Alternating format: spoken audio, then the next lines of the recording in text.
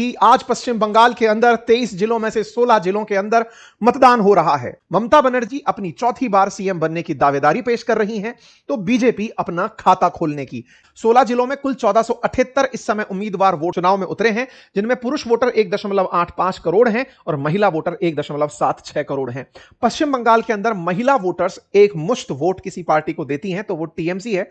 पिछले चुनावों में भी 51% से अधिक मतदान का रोल मतलब महिलाओं का टीएमसी के साथ रहा था। तो 51% वोट शेयर बीजेपी और टीएमसी दोनों के लिए सबसे बड़ा वोट बैंक माना जा रहा है कि ये एकजुट होकर जिधर चली जाएंगी उसका असर होगा। लवाजमा निकलना शुरू हुआ पश्चिम बंगाल की सड़कों से, तो लोगों ने इस पर प्रतिक्रिया देना शुरू किया कि भाई इलेक्शन के अंदर इतने बड़े टैंकर जैसे व्हीकल्स को लेकर उतरने की क्या जरूरत है, जनता वोट देने जा रही है या डराकर वोट दिलवाने का प्रयास किया जा रहा है। वहीं पर बीजेपी के पक्षधर कहते हैं कि ये व्हीकल्स उन लोगों को डराने के लिए है जो बीजेपी के समर्थकों को वोट देने से रोक रहे हैं, उन लोगों को डराने के लिए, क्योंकि बंगाल में चुनावी हिंसा का पुराना इतिहास रहा है। तो लगभग 50,000 सैनिकों को अर्धसैनिक बलों का जमावड़ा कहा गया कि बांकापुर जो बांकुरा करके जो जगह है वहां पर दिखाई दे रही हैं।